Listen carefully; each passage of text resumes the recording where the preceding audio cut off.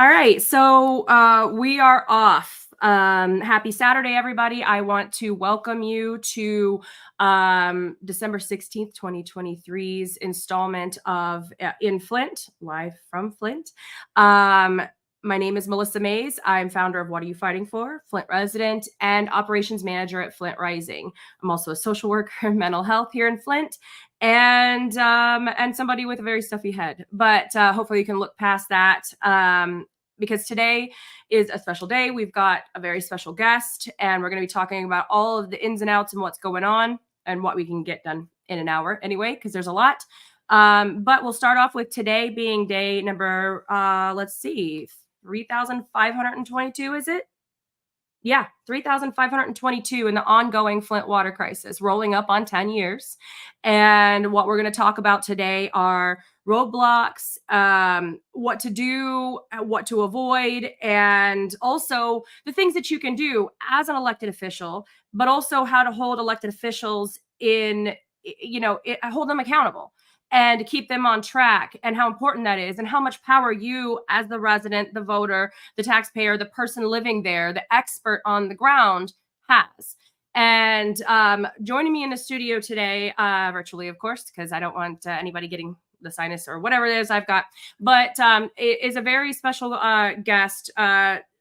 She was elected, made history when she was elected in 2015 as the mayor of Flint, and in the 4 years in office made a lot of difference. And so we're going to hear from her and we're going to just have a discussion, and we're going to hear from you guys. If you have questions, please put them in the chat. But yes, absolutely. Please like and share. This is really important because as the lead and copper rule and the lead service line replacement and water, lead and copper rule, as for like nationally, and the infrastructure program rolls out, clean, safe, and affordable water are on the forefront right now. And Flint was leading in what to do and how to fight back and how to correct things in the best interest of the residents. But things have changed. So join me right now in welcoming former mayor of Flint, a friend of mine, somebody I look up to, a very strong, intelligent woman, Dr. Karen Weaver. Thanks, Melissa. We Welcome, haven't been Karen. together Thank in you a so while. much. Yeah, we haven't been together in No. a while. I'm so glad to be here with you. It's been overdue. It's past due.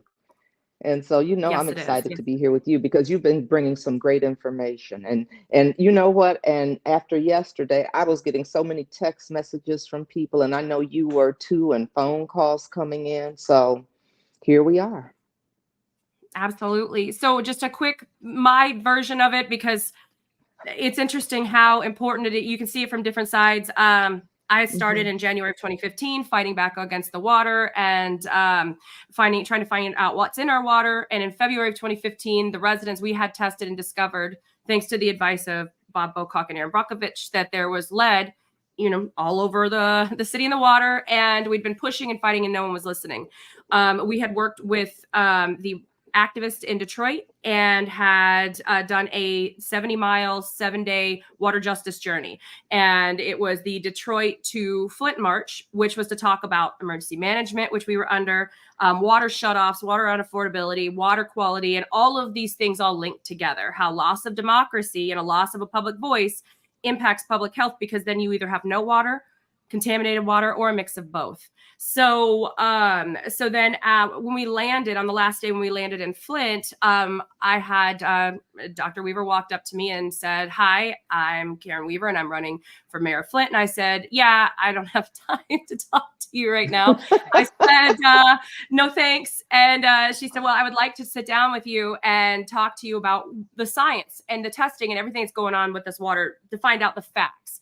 And I said, "Well, I don't really want to talk to you because in my mind, politicians did this to us." And then, Karen had said, "Well, that's okay. I'm not a politician. I'm a doctor." And that got my attention. Let's just say I was not being the most polite, but in my head and also on paper, politicians had made these decisions for our public health and they were wrong and people were dying. And, and then after that, you put up with my pushback and we sat down for hours talking about the science. And that's was important to me because up until that point, all of the elected officials had called us crazy, bored housewives, saying we were making it up, and to have somebody that was going to run for office that one was a doctor, cared about health, but also, actually listened to me through my anger and frustration and saw that I had valuable information and the residents' voices mattered. That was a change. That was different. And to me, that meant a lot. So we sat down and had our long series of conversations, and then almost got arrested together months later. But that's right. But you know what I think is so ride. It's been an interesting ride, and we're still riding together. And it's funny because I remember when you said that, and one of the other things I said is I'm the other P. I said I'm a psychologist, and you're a social worker. And so from a mental health standpoint, it was justified anger that made sense to me. And that was exactly where we should be, because those other P's, the politicians, those that had political office and could do the things and speak out and speak up for us, weren't doing it. So I'm like, I'm angry too. I just happened to be running. But I think that was one of the things that brought us together as well. It was mutually understood that we should be angry as residents of this city who, like you said, our voice had been taken, our democracy had been taken. No one was telling the story, and we were looked at as people that are making things up.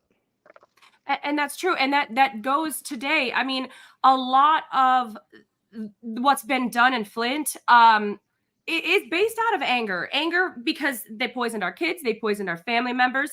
They've, destroyed the infrastructure inside our bodies and our homes and our businesses and our city, our city, our beloved city. And so, yeah, we have a right to be angry. But I think what happens is we get told, no, the experts know what's best for you. So you, regular person, sit down and shut up and don't be angry.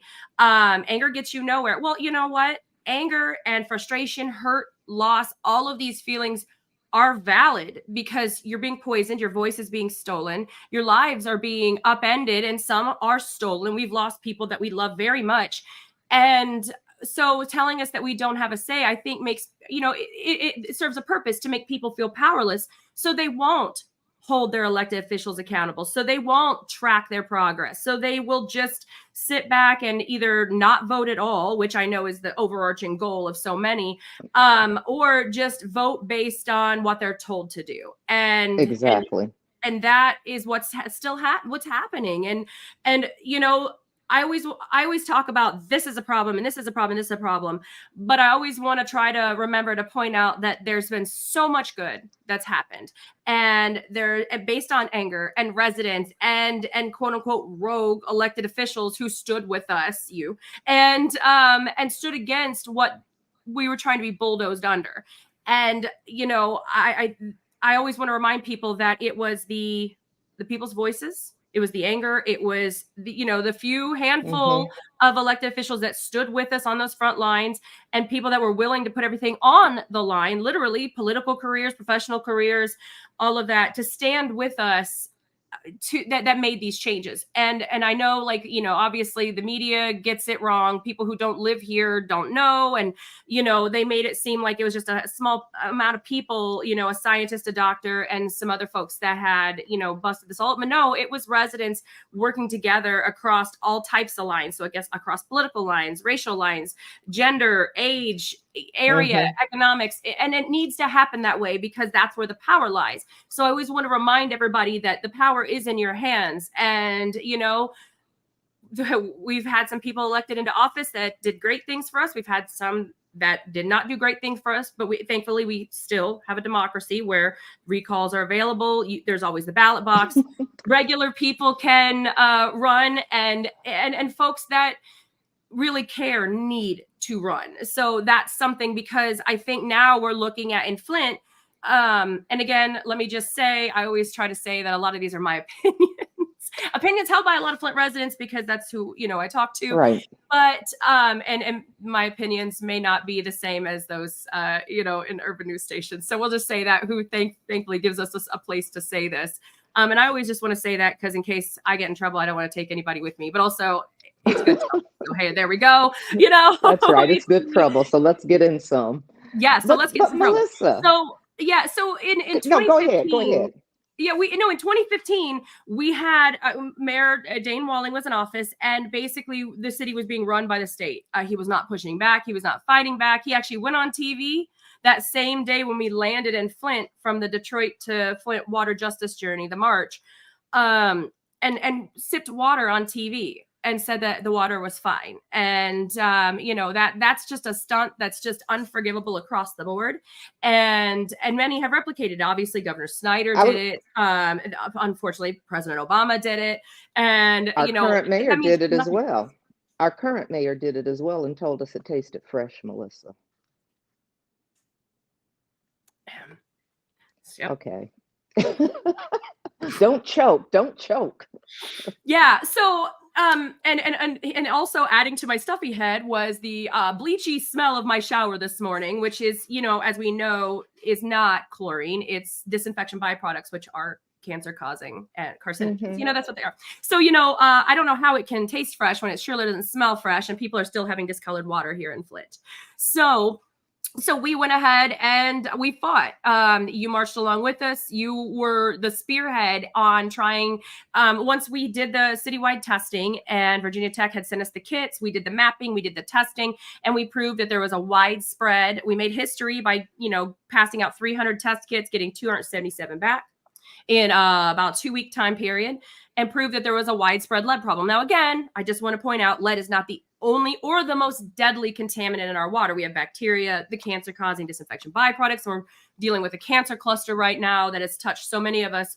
And so many people have died from bacterial pneumonia, Legionnaires, all of these things, E. coli, just lots of things. But lead is something that everybody knows is bad, and they know that word. So, everybody kind of grasped onto that. But we proved there was a widespread lead problem, and they still wouldn't listen. And so you started working on going upline and going to the mayor, Congress, federal, state, county, to try to push for a public health emergency, right? Correct. That is absolutely right. That was something that I said I was going to do before I got in office, was when I become mayor, I'm going to declare an emergency. And we almost got arrested for that. And right. Which was worth it. It would, and I was like, hey, we're live on camera. Right. But it needed to happen. And then you promised to do that. And then you promised to declare a state of emergency when you got into office. And what was it, a month after you got into office? Brand new to being. Yeah. That December. That December. It was like, okay, we've been here a month. It's time. It's time to make this declaration. And so that was, I made 2 promises at that point. One was to declare an emergency and fight for home rule, because I believe that the people that were elected should be the voice of of this community. And so those were the two things I went in saying, I'm going to do these 2 things for sure.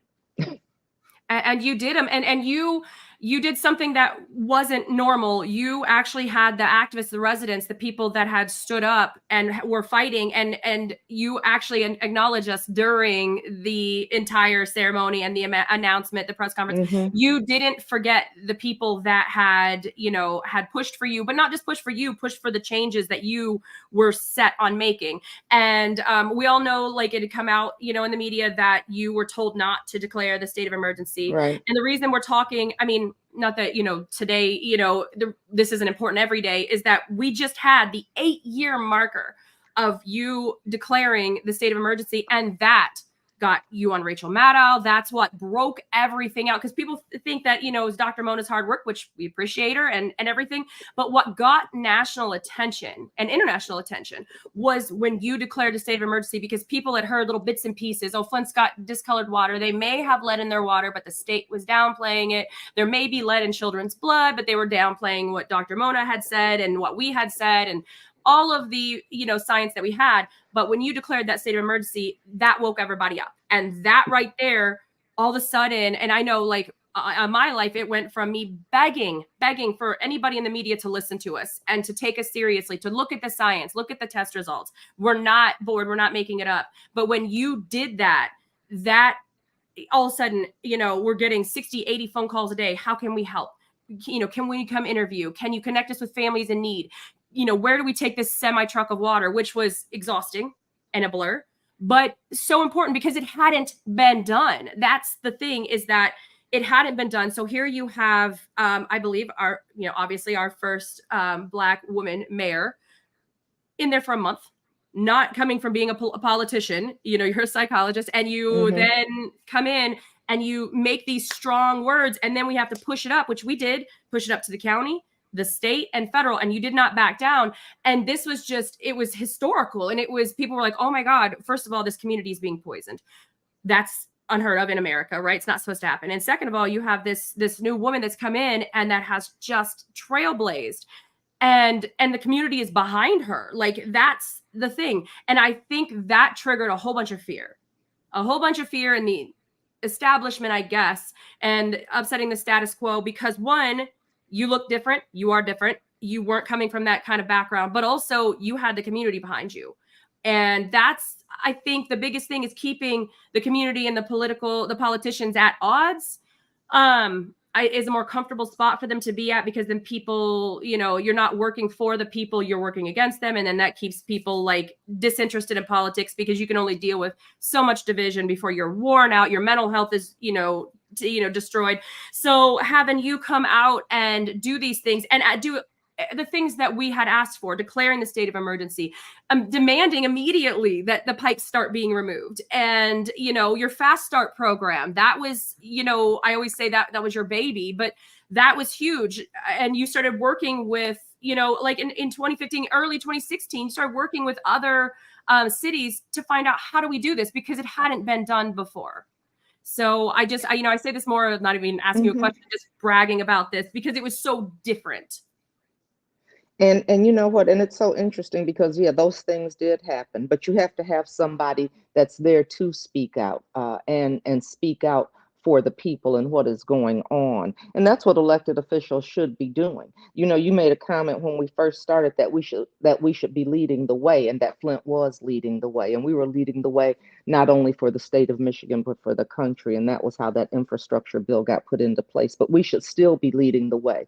And not only were we leading the way in how you address water and the things that you need as far as having access to clean, affordable water, we were leading the way on how you put in infrastructure, how you get these lead pipes out and do it in a way that's quick and efficient. We were leading the way as far as what we were doing, because I'm going to go there because of the article that came out yesterday. We had gone from the top 5 most violent cities to out of the top 20, we weren't even in the top 25. So we were leading the way in so many things that we're not leading the way in anymore. But I believe as an elected official, that's why you should want to be there, is to be a spokesperson for your community. And we don't see that happening. No. And we talk a lot. I know that, like, my focus a lot is on the water, because that's basically consumed my life. But you bring up a good point. The article that came out, that was absolutely horrific. Flint, when we were actually coming to a recovery, pipes, once we got the settlement done, like we got started, you got the fast start program going even before we settled with the state of Michigan and the city of Flint and the residents to get all the lead and galvanized steel pipes out. You were already piloting this program and testing it out and figuring out how it was going to work, working with the plumbers union to figure out the safest way to get these pipes out. And then that was one thing, but then also looking at crime and poverty, and crime had gone down, and there was a lot of improvement. And we weren't this, when I was a tour manager for years, and when I used to say, hey, I'm from Flint, people would be like, ugh. Or, is she gonna shoot me? And I'm like, maybe, I don't know. No, but like, people would look at me like, ugh. And then it went to, oh, I'm so sorry, your governor should be in jail. And I'm like, sure, yes, absolutely. And then it went to, wow, you guys you're doing great. Look at all the work you guys are doing. And you're showing all these examples on safer water, safer streets, being able to be safe in and outside of your homes. Oh my goodness. And now it's, oh, you guys, you were doing okay. You guys still doing bad. And then also nothing. That's another thing too, is that we don't have anybody at this point. We do not have somebody in the mayor's seat that is speaking up for us, standing up to the state or anybody, or going there and demanding. Because people used to say, oh, Mayor Weaver is always on camera. Yeah, telling everybody what's happening, what's not happening, and demanding, water bill credits, begin demanding refunds, demanding better water testing, fighting with us, which, I always apologize for, fighting against another water source switch, because that we could not handle that. And I think that was, that was a big problem for some folks with you. Right. But you stood up, we begged you. We're like, please, we can't. And then the experts said that our system can't stand another water system switch. Plus, then all the experts came out and said that, the Carigani Water Authority, this privatized pipeline, would be too unaffordable, and 50% of Flint residents would be unable to afford their water within 5 years. So there's all this research, and you looked at it and said, this is not the best thing for my community, and my residents don't want this. And so you didn't go for it. And then, and unfortunately, a lot of these things were proven true. We have a lot of people getting their water shut off. Our water bills are ridiculous. I mean, it hurts me to look at, having to pay $200 and some a month. I don't, on top of bottled water. Right. But then also we have water shutoffs. People can't afford it. We have our water quality took a dip because the current mayor in 2021 decided to blend our Detroit water with the KWA, the very, very pipeline we said we didn't want. We made very clear, the residents as a whole said, no, we do not want this. Right. And you stood up for us, and you took so much flack for us with that. And then he just went and did it. So without even asking us, without us having a say, because that's always fun when you're elected official, like, now I'm just going to go ahead and change your water again, because that worked out great. Right. Didn't it? But you know what, Melissa, I have a question, because even yesterday when your phone was blowing up, my phone we were getting text messages, all those kinds of things. And this was about what was going on with the guns. And all of a sudden, nobody knew this was going on at City Hall. I think my question to you, my question to you is, why are we surprised? Why are we surprised by this from this person? I don't understand why we are so surprised to find out that we weren't told the truth. Because, I think about it, go back to telling us it tastes fresh. As I take a sip of my bottled water, let me do that. Right. That it tastes fresh. It didn't Fresh. taste fresh. Right. Well, maybe only to you it tasted fresh. And I remember that video over and over. I remember him telling the people that we were going to be bankrupt if I stayed in office. And I had left a $25 million, surplus that he said he found. He found that. I didn't leave it. We find out that he didn't have a degree, and not that you needed one, but why wouldn't you tell the truth? We were told I had bugged the office, that I hadn't left reports. We've been told all of these things. I remember we were told I never cleaned the streets. And when we showed the pictures, we couldn't get it printed. So when this article came out yesterday from the New York Times, I had two questions. One was, why are we surprised? And the other is, why are we finding out from the New York Times? Why are we finding out? Just a question. Also, help me. That's something that's just horrific. So the article, I posted the link in the chat. Okay. The article that's up right now that Dr. Weaver's talking about is from the New York Times. And it's titled, the guns, the guns were said to be destroyed, but instead they were reborn. And it starts off because, why should we be proud of anything, right? Like, why should Flint be able to be proud of anything? And all of a sudden you see our name being used in a bad way again. And that's just, it says, when Flint, Michigan announced in September that 68 assault weapons collected in a gun buyback would be incinerated, the city cited its policy of never reselling firearms. And we're like, okay, hey, maybe that was something good. 68, not that super great of a number, but we're like, okay, that's assault weapons, right? Fine. Although if you looked at the picture, it was funny because some of it looked like muskets from. And they got this story, but okay, I'm not a gun expert, it just looked like, Civil War type stuff, but okay, fine, but hey, it was an effort because crime has completely gotten out of control. My husband yesterday went to go pick up a Cantonese for our son's favorite, and he said, well, he was waiting. There was a woman that came in the door and said, oh my God, and this is, she said, I just saw a carjacking and somebody get mugged within a couple seconds of each other. And there's no police around. She called 911. There was my city councilwoman, Tanya Burns. She put up a video. That's what I was going to say. Did you see that? Yeah, showing it somebody just robbed. taking place. It was taking place, and she called 911 and no one came. No one came, and this person just robbed, what was it, a senior center or a senior living center? And if a council person can't get somebody, I The mean, rest of us ain't getting think nothing. about the rest of the right. So my So question was, why are we finding out from the New York Times? I why? mean, why? And then MLive comes out with it. You know, we have to get our information from the Detroit News, the New York Times. We have to get it from Scripps, Jordan Sheraton. I mean, we have to get, and the outside media has to force the hands of the local mainstream media for us to be informed and educated about what is going on, you know, where we live. And it's not like it's that, like, there's not enough news, you know, Right. this is huge because it says that, you know, like and then again, an outside New York Times reporter straight out says, you know, so basically the quote says, gun violence continues to cause enormous grief and trauma, said Mayor Sheldon Neely. I will not allow our city government to profit from our community's pain by reselling weapons that can be turned against Flint residents. The next line says, but Flint's guns were not going to be melted down. Instead, they made their way to a private company and that has collected millions of dollars taking firearms from police agencies, destroying a single piece of each weapon stamped with the serial number, and selling the rest as nearly complete gun kits. Buyers online can easily replace what's missing and reconstitute the weapons. Oh my God. Right. But we should not be surprised. It's funny. I was going to tell people also, I remember when some issues came up and he was trying to say I had done some things.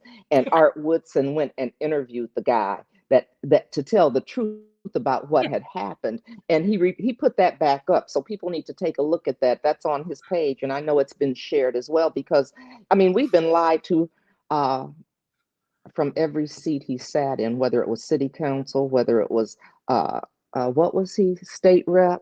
Yeah. When and all now this, mayor. Right. When all this started, mayor. And that's the thing, is like, so one, right now, apparently, it's funny. I will tell you that when we were kind of campaigning against Dane Walling in 2015, that my husband and I made these stickers that said, vote for Dane Walling. He put the lead in leader. Okay. So we did that. But now, and we were, at that point, we were talking about lead in the water. Sticker. We have to redo it now, because now Mayor Neely is putting the lead in lead in the water and lead back on the street. That's what I was going to say. Like, exactly. So at this point, you know, I'm just appalled because, you know, when you run against somebody, and again, I am not, you know, an elected official. I don't know all the ins and outs of campaigning or any of that. I'm not going to say I do. My background's in PR though. And I will tell you that when you run for mayor and you know, and then, you know, all he did, his whole thing was to bash you and all the things that he said you did and didn't do. We need to look at, what are you doing? What is he doing? And what has he done? So when we look at the first 4 years of, you know, the change in the water crisis, so 2015 to 2019, the end of 2019, there were 27,000 holes dug in Flint for the pipes. So we had the majority, there was only 3,000 or 4,000 holes remaining to be dug, and we had settlements moving forward. There was obviously the settlement for the civil cases that's still not done, class action that's not done. There were the pipe replacement settlement was due to be done. Yeah, in 2020 we had agreed, and what's funny to me is that we ran into, and even though you and I were on different sides of the aisle in court because you were the mayor and everything, the whole thing was looking at, okay, what can we learn? And and in my opinion, a big part of it was when the state had brought in, you know, when they had recommended AECOM manage the program, and it turned into a train wreck. And then we couldn't get answers on the plaintiff side from AECOM, and it was just a mess. But basically, we learned the hard way because we didn't have any other cities to look up to, right? Because no other city had been in crisis and been in violation the way we were, and had to replace the lead and galvanized steel service lines. And actually, we made history by you listening to the plumbers and us actually getting them on the stand and showing that galvanized steel service lines actually trap and release more lead than lead. And so are very dangerous. So that's actually included in the state and the federal lead and copper rule revisions and improvements. So that's amazing. Once again, Flint, we've made history so many times. So in those first 4 years, we had crime was going down. We had like the cat squad. There was the camera system that was put up. And a lot of people are like, oh no, Big Brother's going to be watching. Well, now we have nobody watching. And now, like, petty crime and ridiculous crime, people are getting their catalytic converters stolen left and right. Nobody's got an exhaust system anymore. People are getting robbed on the street, apparently just trying to go get Cantonese. People are, there's just crime left and right. And they're always talking about, well, how are we going to get businesses to come to Flint? Well, what in the world? Like, look what just happened to the library. All the money that came from the library and somebody busted out the windows. Like, we don't have... Yeah, and we don't have police. And there's people like, well, I'm going back to not calling police and not calling 911 anymore because nobody's going to come. Because again, seeing this. And the media is not going to report it to us anyway. And then somebody, there was a Melissa Morris. She had posted, she's like, why am I hearing all about like Saginaw's crime and not Flint's? And I live in Flint. And I'm like, that's a great question. And it's the whole thing of imagery, right? And so one of the things that I know that you caught flack for, and I have repeatedly, is, well, when you point out the problems, you make Flint look bad. No, we're not complaining and saying Flint's terrible. No, what we're saying is... We pointed out the problems and we're addressing them. And that's a big thing.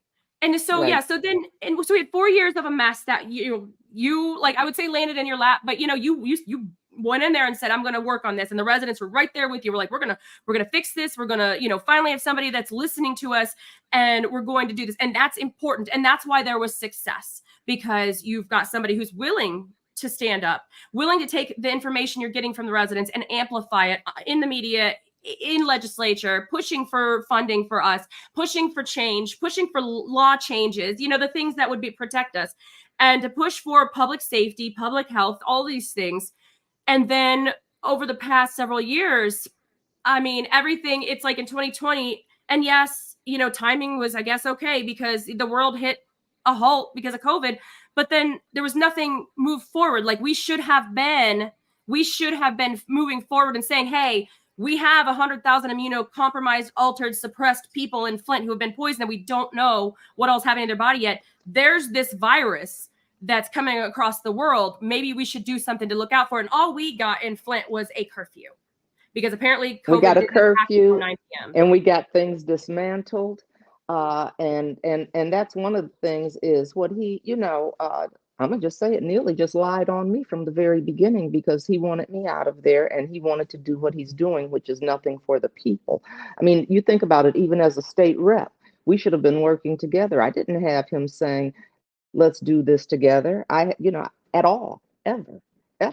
And then all he did was criticize the things that I had done and I had put in place. Now I know this is small, but now he even loves the Capitol Theater and wants to have his State of the Cities there all the time. But that was something I was criticized for. And I said, no, you remember that? You remember that? Yes. Oh yeah, because I went. And those were the kinds of things. Yeah. Those were the things that happened. And we should get more. We deserve more here in the city of Flint from our elected officials that have not been speaking up. But he also thought this was a great settlement that the people have not gotten one dime from thus far. He pushed that as well. And it's what it is that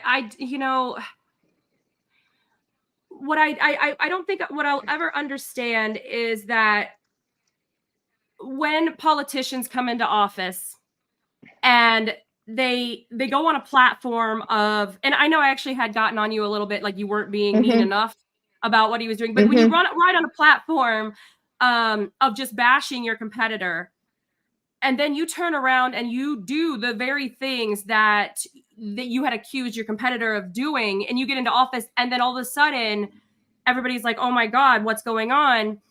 But there's so much chaos because now people are back in survival mode. And now we're back still like the water. And we should be so much further along. I mean, I'm going to go back to how you started this, that we should be leading the way. And there are so many things we should be leading the way in. And like you said, whether it's looking at water and I mean, Flint was looked at. We had more eyes on us than any place. We learned more than anyone. And when you talk about who experts are, the local people were the experts, and we became the experts, and it didn't mean we didn't need help from scientists and engineers and doctors, but we were experts in our own right because of what we had gone through. So I just, so I do need to say that, but that's one area we should be leading the way. And what does water recovery look like? What does access to clean water look like? How you do lead service lines, how you take a crisis and you make economic opportunities happen for people in Flint, because that was one of the things that we said was we're we're not going to have a crisis and other people benefit economically from the lead service line replacements, hiring local, from who we had going into the homes, educating people about proper use and maintenance of their filters. I mean, we made sure Flint people, we said Flint first and then Genesee County people had access to those jobs. And I guess I get angry because the other thing we know is the media should really be helping with checks and balances. They should be questioning these things instead of just reporting. I have never seen media that only report what their hand, what they're spoon fed. They should be asking questions. They should be telling us what we need to do. They should be letting the world know that Flint has not been fixed and what is going on in this city. Instead of if Neely says water tastes fresh, well, the water tastes fresh. It's like the emperor has no clothes and nobody wants to say he naked. And that's what it really is. And that's the thing is that, like, when a lot of people are like, well, this is who we elected, so obviously he knows what he's doing, right? Like, he won, enough people elected him, so he must know what he's doing. So then what happens is that when he says, oh, the water tastes fresh and everything's fine, then people are like, oh, wait, so maybe it's just me. Maybe I'm overreacting and my water, it may be, and because they try to say that too, they try to spin it like, oh, well, it's just the trauma and Flint residents don't trust. No, it's actually still smells terrible. I'm not going to taste it, so don't even put that past me. And, and it's still tearing up my skin. It's still making my hair fall out. All these things are still happening, but also people aren't testing. People are not getting the water test they need. They're not getting the filters they need. They're not getting, there's all these programs that were set up that have just literally are sitting there getting, collecting cobwebs. Melissa, most of the time we don't even get a boil water alert. That was another thing, because this is something that I worked on with you. Like, when I was like, please, no matter what, whenever they put the alerts out, please don't forget to tell them to filter and then boil. And that was something you stayed on top of. You had the Flint Cares site. You had I still have it in my bag, the laminated help cards, information on how to properly maintain your filters, how to get help. I mean, the whole website was like, here's the schedule. Here's where you can go get water. Here's where you can get resources. And then let's not forget that this mayor let Nestle/Blue Triton not renew the contract, and we're not getting water donations anymore from the company that's making billions upon trillions of dollars, taking water for free from Everett, Michigan, right up the road. And so we have that, and he's just like, oh, well, people, we got to move forward. We got to end this. And then in front of the NRDC and myself, we were at one of these little water mini town halls, and he said that, oh, well, the filters, they're just for comfort. No. Well, he also says Snyder shouldn't be charged criminally. So what do you expect? So the point, and so the point of this is not just to say, to just be like, oh, I'm going to, throw up on camera. No, it's not to just sit here and say this man has done blah, blah, blah, blah. It's to say, look at your elected officials. Look at your elected officials. What are they doing? What have they done? What have they said they were going to do? And how's that working out for you? But not to just say, oh, well, I can't do anything about it, because guess what? We absolutely can. There's recalls. There's, people being their own independent journalists. That's important. But reaching out to, Jordan Chariton and Status Quo and Scripps and ProPublica and all of these more independent resources that will put the brutal stuff in there. And then hopefully our local media will then, put it out for everybody. Right. But that's not the order things should go, Melissa. Backwards. It is backwards. It's backwards. Flint media should be all about Flint. Right. This is where they make their money, on Flint. And yeah, go ahead. No. So all of these things, questioning them, asking these questions, but also don't just dismiss it and think, oh, well, maybe I'm just crazy. Maybe it's just me. Maybe it's no. In our No. guts, we knew in 2014 and 2015 the water was bad. Nobody wanted to listen to us. None of the elected officials, everybody pushed back, but we were right. We were right, and we saved lives. And the thing is that Flint residents need to know we saved lives across the world. Right. So Right. this is massive. Our going with our gut, standing up for ourselves, getting people in office that were one of us, and that is so critical. One of us, not a rich business person like, Snyder or, because obviously that didn't work out, because when you run government like a business, oh my goodness, it fails. People die. Getting people in who don't want to push back on anything, because that's what's happening right now. That's what's happening. You can't even sit here and say that he's doing a lot of bad things. I mean, well, okay, except for the New York Times thing with the guns. That's, oh my God. But it's a lot of not doing things. That's important too. If you don't want to stir the pot, you just sit there. And then you hear that there's no term limits for mayor, and then you have a heart attack like I did. Figuratively. But then the thing is that you kind of watch these people who like, I'm going to ride the fence. I'm not going to make anybody mad by standing up for anything. And then everybody falls. So it doesn't even matter which side of the fence you're on. Everybody falls when nobody stands up for and with us. So this is something that, and John, if anybody's watching this, even later, you've got to read these comments, because John Maley, people, man, he lied about the pay increases. He said he lied about the pay increase, knowing only the compensation board can recommend increases for mayor and council. He tells these lies because because he said I gave myself a raise. Right. Yeah, I heard that. And yeah, okay, keep going. I want to hear this list. Yeah, and he said that there's not. He said that he tells these lies because he knows there's not going to be any fact checking done, and there you go. That's a big, huge problem. And then just all the things that he said you had done and hadn't done. Well, he said that AC Dumas put in the chat. He said that the pipe replacements are not done. They're not done. And what's funny is that Mayor Neely had said, the settlement has been satisfied and all the replacements, were done August 1st. There was still digging holes up until like 2 weeks ago. And the restoration's not done. And he's just like, but he's telling people this, even though we can get in our cars and drive and see these holes, even though we can go see that there's a list of people that still have not had their service lines done.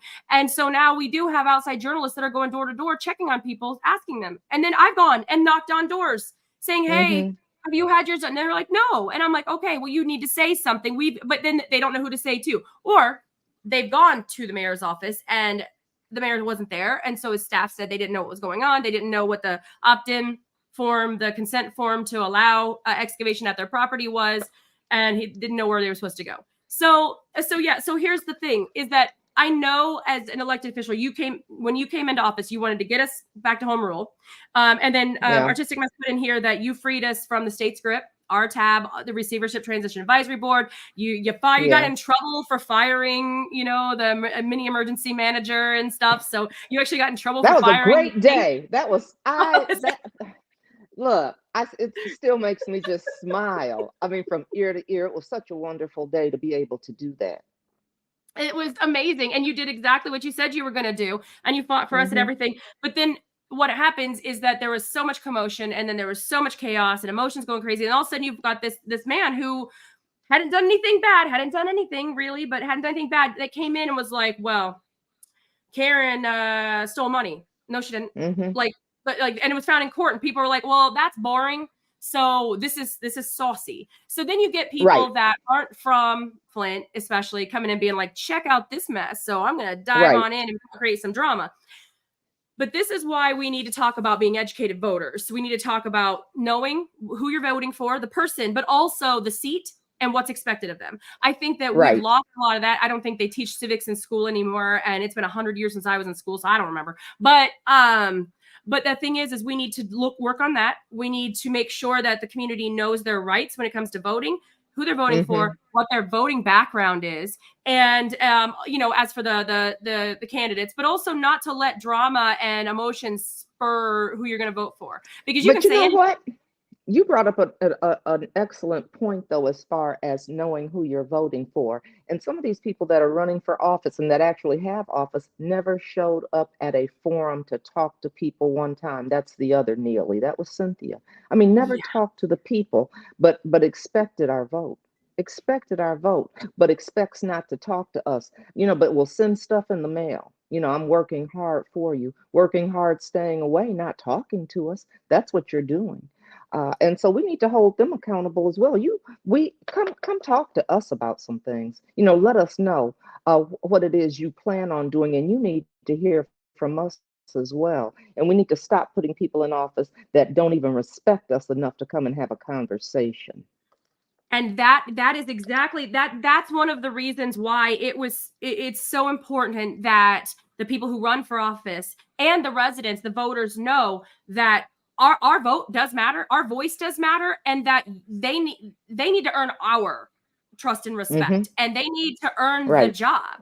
It's just like, when we go to apply for a job, we have to earn that job. We have to interview well, we have to meet the qualifications, we have to be able to do the things we're promising we're going to do. I'm not going to go apply to be a heart surgeon tomorrow and be like, hey, I'm funny, I can make you laugh, and I can probably talk a good game, maybe. Like, I don't know, I can put on scrubs at least, and I can put a mask on and stuff. Yeah, put me in there, coach. Let me go ahead and do some heart surgery. No, I've never done anything, and I don't want to. No, not for me. So we need to look at our politicians the same way, because everything that they do impacts our daily life. Right. Everything, even and down to especially at the local and state level. Yes. Especially at these levels. These elections are so important. But and it's bad because when you talk about everything we've just talked about in this short time period, you see why people are apathetic. And we can't be, because this is how they continue to get away with things. That's why we don't have anybody saying Flint isn't fixed. That's in those elected seats. And I'm talking about from the mayor up. I'm not talking about council, because we do have some council members that are saying that and have been consistently saying that. Got a lot of them that don't, that go right along with the mayor. And try to feed us this foolishness. But we have had those that have spoken up and that are speaking out. But this is, it's just not right. And that's why I go back to our media as well. And that's why I wanted to thank you, because you have been a consistent voice for the people. And you have not backed down, and you have not been scared and said, I'm going to stop talking now. And it's not enough of us that will continue to do that.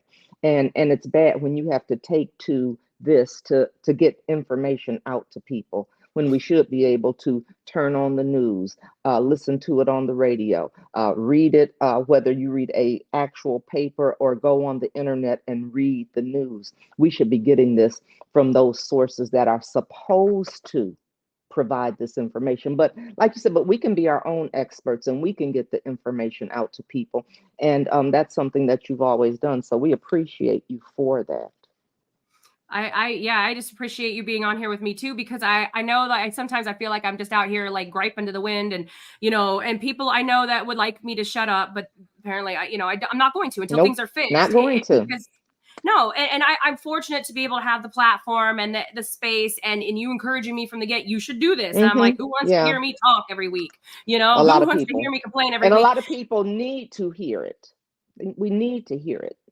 And we've got to make people uncomfortable.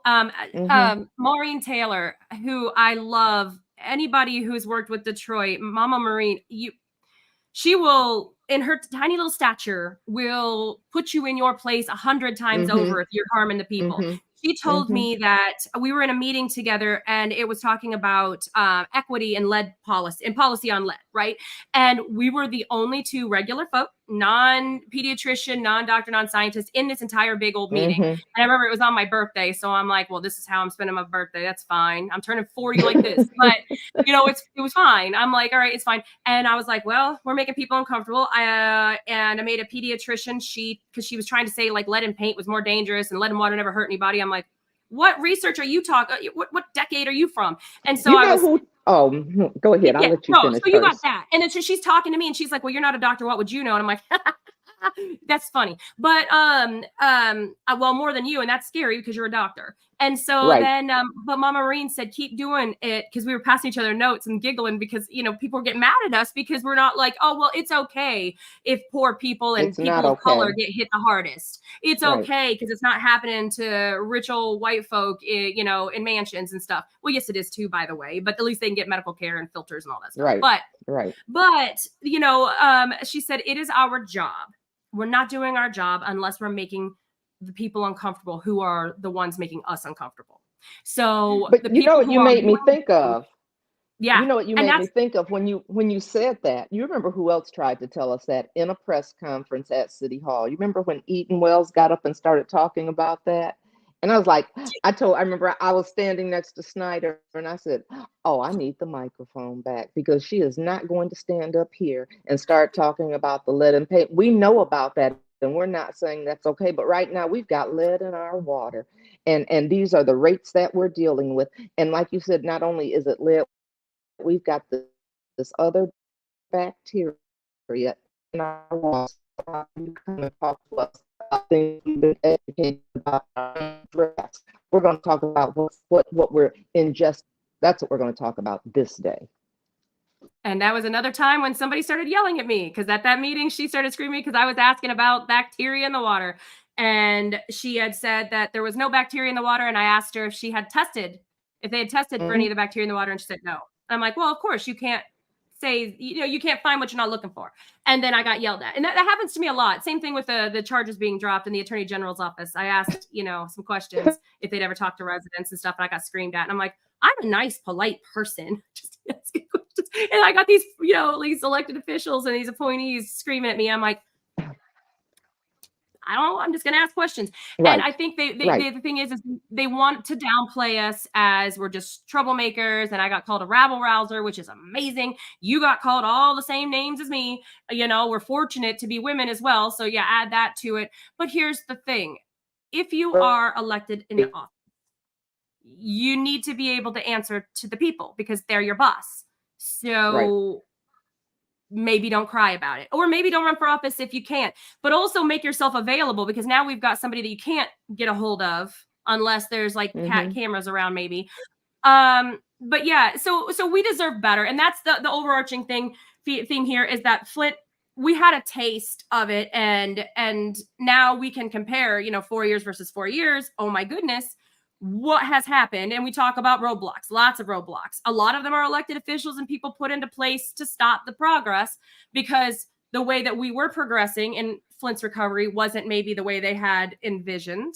And, we're getting in the way of people getting richer and we're getting in the way of, the status quo, I guess, whatever. So they'll do anything to get people out of office and put people in place that won't stand in the way. So when we talk about roadblocks, there's the roadblocks against people in progress, which we have. But I think that we could become better roadblocks by certain folks running for office. And helping and standing with and for the people. You love how I just do that, by the way. I do. But because it's been so few and far between, and it shouldn't be few and far between when we have people, one of us, a person standing with us that wants to do right for Flint and for the people in office. And this goes for everybody, all political positions everywhere. You need people that are going to be in there that are going to fight for you and do what you need them to do, what's best for the community and the people at large, because if it wasn't for us, they wouldn't have a job. But also that's what their jobs are. And exactly what you said earlier, which is to amplify the voice of the people. So I guess I want to ask you to, if you were to go back to 2015 and, when it was, you decided that you were going to run for mayor and then knowing, the progress and then the messes and everything you personally and politically went through, would you do it again? Yeah, I would do it again because it was worth it. It was worth it. It was rough on me. It was rough on my family. It took its toll, but it was worth it because we made so many things happen that were positive for Flint. And Flint was being looked at with respect. People were looking to us on guidance and leadership. And that felt good. We were getting the respect that we deserved, and people were getting what we deserved as a result of what happened. And we were able to hold people accountable. Somebody asked me, would I do anything differently? I said, one thing I would have done differently was address lies. I'll never let anybody lie on me like Sheldon Neely lied on me and not check it. And people talked about taking the high road. I don't think there's anything wrong with checking people when they blatantly lie and we find out that this is what he has done from anytime he opens his mouth, that's what falls out. And so I would have done that differently. Sometimes you think people won't even, because I was working so hard that you think people aren't, how can people believe any of these things that he's saying? But people will. They like drama, they like mess. And that was what the media amplified, was drama and mess. Something as simple as, you gave the example about when things were proven that I had not done certain things, you wouldn't see that on the front page. You see the lies on the front page. I remember even something as small as, and I brought this up earlier, the street sweeping. We sent them pictures of us street sweeping, and the editor for MLive at that time said, we've already covered that story. So they weren't interested in spotlighting and highlighting the truth. Because maybe that's too dull for them, or they're part of the establishment. I'm not sure. Maybe it's both. So that's something that I would do differently, and that's why I speak up, and I want other people to know that. But was it worth it? Yes, it was worth it, and I hope the people see that it was worth it. Well, and if you had to give advice for somebody that wanted to run, even like I said, starting at like school boards, city council, because obviously there's some recalls going on, what advice would you give to them on how to do what's best for Flint? You know what? One of the things I said is I could always sleep at night, because I always felt like, if I'm doing the right thing, I can sleep. It might not be popular. You have to go against the status quo. So don't be scared, and like you said, go with your gut, because that's what we were doing. We were going with our gut because it was letting us know what was right, and it was letting us know that we were telling the truth, and it let us know that this is really happening. And so those are things. Seek advice from people, seek advice from people, listen to the people, and remember that you're there to represent the people. If you're there for the Board of Education, you're there to represent those students, because we're the ones that put you there. So listen to those voices, and make sure that you're speaking up and speaking out, because one of the things we always know is, you talked about, we did it, we used our hands and we did this work. We use our voices and we do this work, and you have power in your voice, and to never let anyone take it. I've told them I don't have to be in office. No, I may not be the mayor, but you have not taken my voice. I'm going to continue to speak up. And it's obvious you don't have to be an elected official, but when you are there, you have a role to play and you have responsibility. But look at you, look at the activists. We all have a role to play. And we're going to continue to speak up and fight and do what's right by the people. And so that's what people need to keep in mind when they get into these positions, is we're the ones that, hopefully we're the ones that put you there, and it's not the status quo establishment that did it. Right. That, as you always more eloquently say than I can, that is the whole message. Even when I sit there in every live stream I do, and I point out, this is wrong, the testing's wrong, this is not true, this. That is the point, though. At the end of the day, there's all these problems, but none of them are too big that we can't overcome with our voice, and our personal power, and our votes, and our money, and all that great stuff.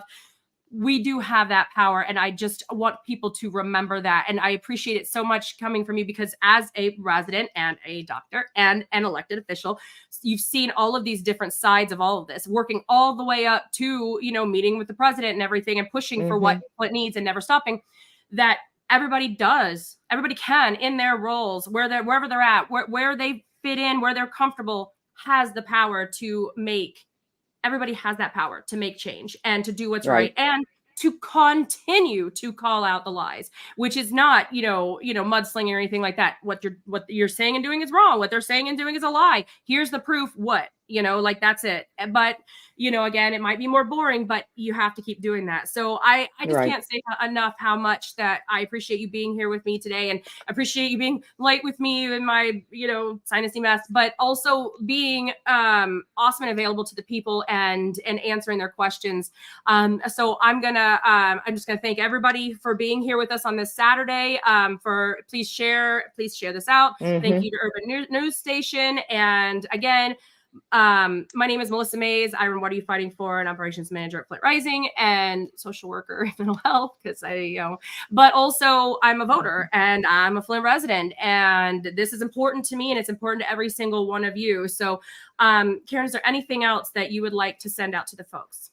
No, I'm glad they tuned in. I want to say thank you for having me on your show. We'll have to do this some more, Melissa.